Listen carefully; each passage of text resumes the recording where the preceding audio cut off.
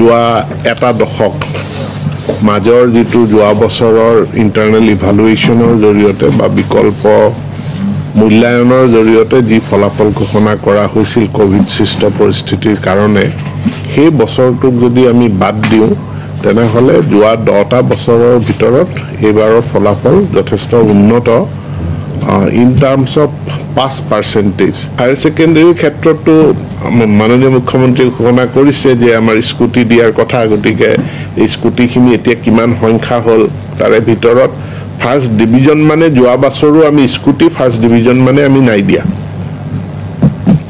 আমি দিছো এটা নিৰ্দিষ্ট কাট অফ মাৰ্ক কাৰণ এটো বাজেটৰ লগত মিলাই নিৰ্দিষ্ট কাট অফ মাৰ্কৰ ভিত্তিত স্কুটি প্ৰদান কৰা হৈছিল আৰু তাৰ কাৰণে এবাৰো বাজেট আছে গতিকে আমি ছাত্ৰ ছাত্ৰী সকলক স্কুটি প্ৰদান কৰা